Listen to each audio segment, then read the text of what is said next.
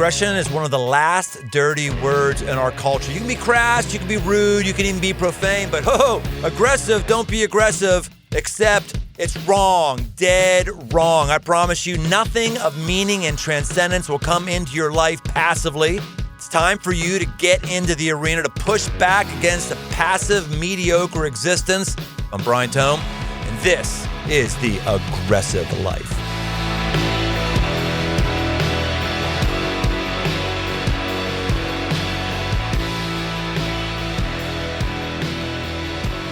Today, we're going to get a bit aggressive and specifically physically aggressive.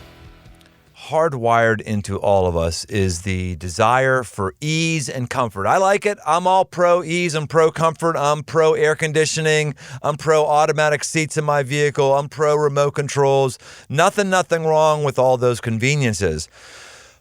But we have to remember that the thing that's in front of us that is going to be difficult, that's the thing in front of us that is going to build our future and going to build our lives. And we all know many people in situations where because they didn't want to do something tough and maybe painful, their life completely stalled out. I'm not really interested in convincing you to do aggressive, crazy things that's going to give you an adrenaline spike in the here and now. I'm interested in encouraging you to do things that could be painful things, but if your life does not go forward, that pain will far exceed the pain that you may find from short-term falling on your rear end and breaking your arm.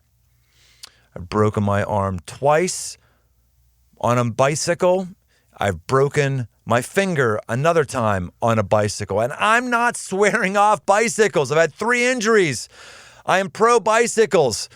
They were good for my balance. They enabled me to play. I am good. Why is it that we are so afraid of pain and so afraid of broken bones and so afraid of stitches? In fact, I'll just say it right now. I grieve that today's youth in our culture aren't having stitches and broken bones to the same degree that we had when I was growing up. We were champions. My gosh, we were masters of pain. It was coming to us all the time as a result of living a full and amazing life, feeling all of our senses kicking into gear. Tree houses, bicycles, football, yes, actual football. Today, we're going to talk sports and sports injuries. We're going to talk why you should take the risk of a head injury in football. That's an aggressive move. And Dr. Lora Scott is the program director for the sports medicine at Dayton Children's Hospital in Dayton, Ohio. At Children's Hospital, half of Dr. Scott's patients have had concussions, and she suffered 2 herself. Even though this is official legal language that everyone needs to hear, even though Dr. Lora Scott is a medical doctor, this podcast does not constitute personal medical advice. If you have health concerns, take them to your personal health care provider. Dr. Scott is here to give her personal opinions, and what she says does not necessarily represent the position of her employer or any other medical organization. Let's just hop right to it. I look at what we've done on The Aggressive Life, and it does seem that there's a preponderance of football people that we've had on. Solomon Wilcots, Anthony Munoz, we've had some others on. The Aggressive Life is not a football podcast. It's not at all. I think the subject of football just keeps coming up again and again because it's sort of it's a physical representation of what the podcast is all about. The podcast is about let's make aggressive moves. Let's not sit back and let life happen to us. Let's push into life. Let's not sit on our derriere. Let's get our rear in gear. Let's not assume everything is going to be okay. Let's make things okay. And maybe an extreme sport that models that is football, with all of the hard charging, all of the crashing, all of the pick yourself up off the ground when you've been knocked down, all that kind of stuff. I think it's just naturally coming up in the podcast, though. It is interesting that martial arts hasn't really come up so much. Or hockey. Or hockey. Wrestling. Yeah. Well, okay. Well, as we talk about these things, just from your perspective, just what's going on in the world of health in all these sports that we put our kids into? So, backing away from concussions a little bit, just talking about sports, I think we're taking the play and fun out of sports from the young age and over-organizing it, over-structuring it, and then they're getting injured. And I don't think people know how to be injured and what it means. Sometimes when you're in pain, it's because you're a wimp and you need to toughen up and keep going. That's not always the case. Dr. Lora Scott, my kind of doctor. Oh, now, yes. That's not always the case. Sometimes you're in pain because something is wrong and we need to figure out what's wrong and fix it. And I think some of the things they learn in sports about how to deal with pain, physical pain, translates into how do you deal with emotional pain and psychological pain as you get older. Maybe you need to toughen up because you're a wimp. That's possible. Sometimes there's things out of balance with your routines. You are overtraining your legs, neglecting your back. You're not stretching enough. You're not resting enough. And psychologically, that might look like you're putting too much into work, not enough into your family. But there's something out of balance. You can continue it for a season, but it will come back to bite you if you don't deal with it eventually. Part of my job is to help the kids say, hey, we're playing for the long game. We need to fix this. You are too young to say, that's my bad knee. I'm seeing kids, pediatric, and we'll say, hey, I can get you through your season, but we got to deal with this. And sometimes what's wrong is you're broken. You got to fix it. Take time off, fix it. And part of my job is helping athletes figure out which of these categories do you fit into, how are we getting you better, and then we can go back out there. But part of that is resting and healing. So, concussions, why is it now that concussions in football is such a big deal? People have been slamming into each other for a long time. We had Anthony Munoz in here not too long ago, Hall of Famer for the Cincinnati Bengals, and he said, hey, there's nobody that I knew in the Hall of Fame or anybody who was having any of these issues. Yeah. He had some different theories for why that is, but what's yours? Why is this a big deal now? Because it is real. Yeah, I mean, people it is are, real. Yeah. It is real. That's tough. There's multiple issues because we don't know how many concussions they got before they got to the NFL. Did they get them in college? Did they get them in high school? Did they get them in Pee Wee football? We don't know how many they got outside of football. Are they getting in bar fights? Are they falling down the stairs drunk? We don't know. Not only that, what other issues are at play that affect the brain? There's a lot of things it could be. I explain it when I'm explaining it to parents in the office concerned their child may have had multiple concussions. So this is like sunburns and skin cancer. I can't tell you how many sunburns till you get skin cancer. I can't tell you, is it bad to get a couple really bad sunburns or is it worse to get a whole bunch of really mild? I can't tell you that. I just know we're not going to go sit on the equator for 12 hours a day and keep getting sunburned. So should we eliminate youth football? No. Why?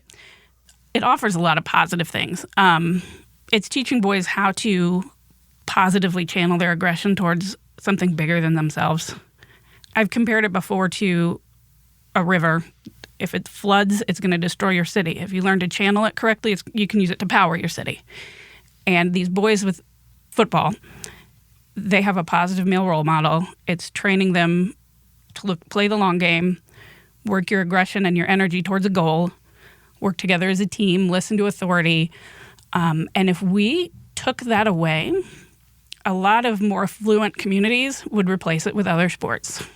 A lot of less affluent communities, inner city, rural areas, schools that don't have a lot of resources, there's nothing there. What are the boys going to do then? You're just going to have all this energy devoted to something without direction and without coaching and without supervision. Right. I'll tell you what's going to happen. You're going to see more fights. You're going to see more violence. Yep. There's a reason why all the boxing clubs popped up all across the country and why there's silver glove championships and golden gloves. It's because the police departments and boys clubs of America and firefighters, all these folks saw decades and decades ago, there was a bunch of types of kids that if they didn't have a healthy outlet for hitting things, for expending energy, gangs were going to form. They were going to be hitting people who shouldn't get hit. I don't think we recognize this. I think our culture has this thing of, oh, we're this advanced, evolved culture. We just need to put away with the violence. We don't need to encourage hitting. We should just like have sports that are non-contact sports. And I think they're afraid to get hurt. They think there's something wrong with being hurt. There's nothing. That's part of life. Part of taking risk. You're going to get hurt. And I think they're afraid that there's something wrong with getting hurt. I want to sign my kid up for the sport where he won't get hurt. There's no such thing. Have you ever heard of Dr. Stuart Brown? I can't place it. He founded the National Institute of Play, and which is all about the recuperative effects of play on our bodies. It came out of his stint when he was a clinical doctor on death row, and he found out what every person on death row has in common. Do you know what that is? I'm going to guess because of his background that they didn't play. Yeah, specifically, it was they didn't have any rough, violent play as a child. And they don't know how to channel it. Well, not just they don't know how to channel. What he says is when you're wrestling around with your dad on the floor, you play football, whatever, and someone elbows you in the nose, you break your nose, it's painful, and you're like, oh, I understand that. When these people on death row, when they've not been in a physical activity where they felt pain, they've lost the ability to empathize for someone who's experiencing pain, which is why they're able to give pain so frequently. That reminds, there's a book, Dr. Paul Brandt wrote it. He was a hand surgeon, medical missionary hand surgeon at a leprosy clinic in India. And part of the problem with leprosy is they can't feel pain anymore. So they can't feel when their hand is on a burner. They can't feel when there's a rock in their shoe, and they can't make adjustments. And he wrote this whole book called The Gift of Pain, saying pain tells us something is wrong, we need to fix it. And he said, yes, physical pain tells us something's wrong, I need to fix it. And in my world, that means there's something wrong with, you have an injury, we need to change how you're training. But he said also emotional pain would tell you, I'm in a bad career, I'm in a bad relationship, I need to fix this. And the whole book is based on the idea that, yeah, pain stinks, but is there for a reason, and it motivates us to fix things. I think this is one of the reasons why we don't make aggressive moves. We're afraid of the pain that's going to come if we make the wrong move. We're afraid of that pain. The truth is, we're going to experience the pain of lethargy and the pain of stagnation if we don't push forward. How about as far as all the sports that you treat? Just rank them for us on the danger scale. I mean, is football really high up there relative to others? It is, but we kind of have two different groups of sports. We have the sports you have a one-time, bam, acute injury, and then you have the sports of all the overuse injuries. If you're strictly talking concussions, for youth, the one where you get most injuries per player per hour played is hockey. That's more frequent than football. But it depends on the age. So hockey doesn't start checking until the 13, 14 age group. Interesting thing. So they wouldn't let hockey start checking until 13, 14, and their goal was to reduce concussions. Well, what happened was they didn't start slamming into each other until they were big enough to inflict more damage, and then they got more concussions at that age group. So they said maybe the right thing is to teach them the correct way to do it before they're capable of inflicting much damage. Maybe. We don't know. But yeah, hockey has the most per player per hour played, but it doesn't get a lot of attention because not many people play hockey. Yeah, unless you're in Canada, eh? Yeah. Football and women's gymnastics are the next two. Sheesh. So let's talk about pain. Let's talk about pain and maybe how to work through it. I've always wondered this, and maybe you as a doctor can help me. When I'm feeling pain, what's the difference between pain that I should work through and keep going through, or pain that says, okay, I should just stop right now and just don't use that muscle or that joint for a longer time? How do I know the difference? I tell people, my general rule in clinic is if you change how you're doing something because of the pain, it's time to figure it out. So if you're like, oh, I'm running and I'm a little sore, but I'm going to keep running, that's fine. If you're running and you're limping and putting more weight on your left leg than your right and you're slowing down, you're going to cause another injury because now you've been doing things wrong. And it's kind of true in your life. If you find in life you're starting to cut corners, starting to neglect certain areas to try to make other areas work, probably something wrong. So how about for the parents? Talk to the parents out there. How should a parent find the right sport for their child? Or how should a parent walk through with their child what they might want to play? So I can tell you what we're doing with our kids. Yeah. My kids are 4 and 6. My husband and I, we like sports. We played sports. We were not scholarship athletes. Our kids are not going to be scholarship athletes. We know sports is about fun for them. Right now, they're taking swimming lessons, so I don't have to get in with them on vacation and can just do what I want. And they're going to do swimming lessons until I'm comfortable that they can swim. After that, I'm going to let them pick what they want to do. Right now, they're at the young age we're trying to develop gross motor skills. We can kick a ball in the yard. We can play. Gross motor skill, like picking their nose kind of thing? No, that's fine motor skills using your fingers. Oh, okay. Gross motor skills. Gross motor skills like kicking a ball, running, hitting a ball, catching, climbing. Right now, they're at an age where that's all they're doing.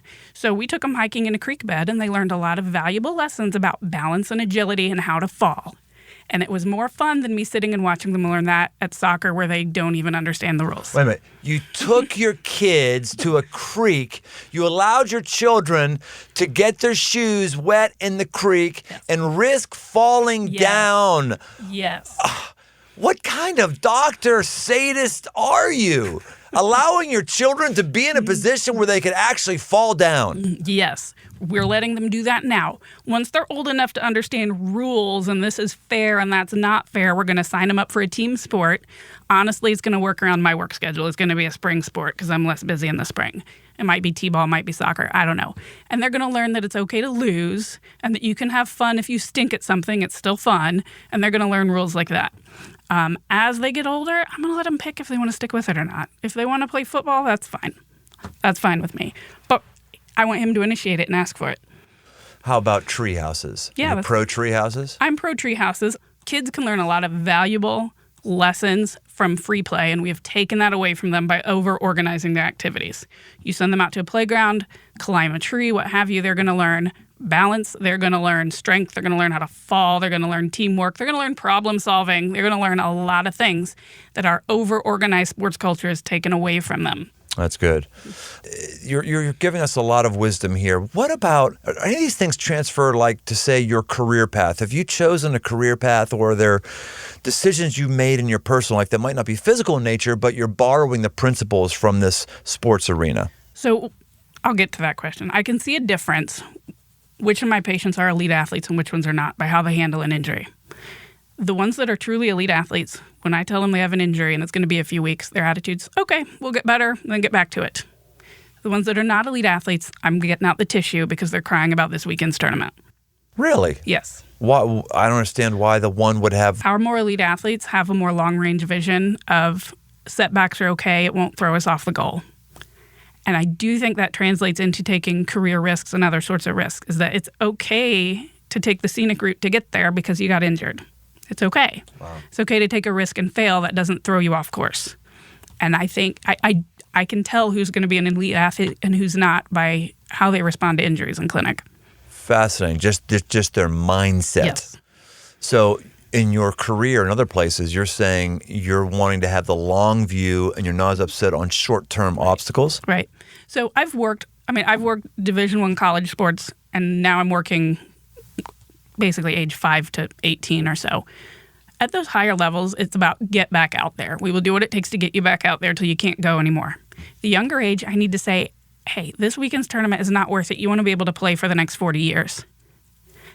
And we can take this weekend off and get you better, or you can keep playing and make it worse and you're done. And teaching them that long-range vision that, hey, just because you're out for a few weeks doesn't mean your game's over. You can recover. You can come back from this. And it's going to be better for you long-term if we do it the right way.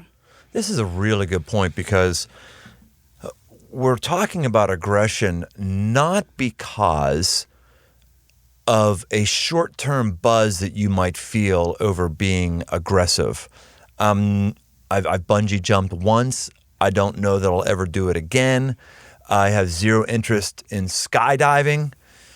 I'm not drawn to those things because I need the feeling of doing something aggressive. The aggressive life isn't that hit of adrenaline from doing something crazy. The aggressive life is saying, I have my whole life ahead of me. And for it to count, for me to have the most satisfaction as possible, the most accomplishments, the most fruit, the most meaning, I've got to do things right now that I don't want to do to have something much later on that I want to have. It's the long play of aggression. It's fascinating that that's what plays out naturally in the lives of young athletes. And one of the things I really, really try to do is I try to get them into physical therapy, because that becomes their new goal, is I'm going to rehab this. And that's their new goal they're working towards. And I try to keep them active with the team. I'm not a surgeon. I don't repair ACL tears. But if I diagnose an ACL tear, I say, your arms still work. I want you to go lift weights with your team, just your arms, while we're rehabbing this knee and ortho fixes it and everything. I want to keep them active, and I'm going to shift their goals so they still have something aggressive to work towards. Yeah, powerful. There's a lot that is to be criticized in youth sports. One we've already talked about is the fear of injuries, keeping people away from contact. Another one is all you have to do is show up to a youth game and see the behavior of parents and go, that parent is living life through his child. There's a lot going on emotionally, not just physically. Why is that? And what's your recommendations? Officially, the stance of the American Academy of Pediatrics is your child should not play the same sport year-round. They get more injuries. They get burnout on it. I think a lot of people put too much stake in they use sports to define their identities. And then we're seeing increased mental health problems. And if your identity is in sports and all about winning or losing, and you lose, what does that mean for your identity? You're a loser. Yeah. So when we have our kids do sport, which we will do, our kids will do sports, but we're signing them up so they learn to play on a team, so that they learn to listen to a coach, so they learn to sacrifice for the sake of the team, play by the rules. And so when the game's over, those are the traits we're going to call out. Hey, way to listen to your coach. Hey, way to step back, let another teammate take that. We're not going to talk about how did you perform. Yeah, winning and losing is important. They need to know how to lose, but they need to know that doesn't define them. That's not their identity. I'm giving a lecture in a few weeks on overuse injuries in youth sports. And one of the things I'm going to talk about is you don't see kids like the movie The Sandlot anymore. You don't just see them out in the playground playing by their own rules. You don't see the best kid on the team playing down to the level of the other kids. Instead, the parents have them on a travel team and then a select team and then the school team, and let's cycle them through all these things. And you've kind of lost the benefits of the sport, not burning out on it, not finding your identity in it, not putting everything into your performance. We've lost our ability to have fun, and we've over-defined youth sports. Yeah. Well, we are thankful for your time today. It's been really, really enlightening. Dr. Lora, if people want to connect with you, social media, anything else, be involved or know what you're doing, is there any way people can follow up with you or track you? So I keep a pretty low profile on the internet because people ask me random medical questions and I ignore it.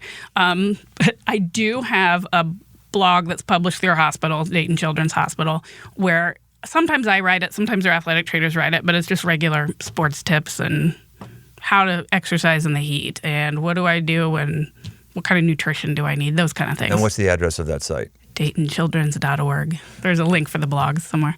Well, thanks for being here today. You have just concluded another episode of The Aggressive Life. Hey, thanks for listening. If this episode has impacted you, hey, share with somebody else. All of us have influence, people that can look to us for direction. Use your influence positively, aggressively. And if this has meant something to you, then pass it along to those that you're leading. You can see more at briantome.com or search me on Instagram. Special thanks to the band Judges for our music. You can find more from them on Instagram at The Band Judges or at facebook.com/The Band Judges. The Aggressive Life with Brian Tome is a production of Crossroads Church, Cincinnati, Ohio.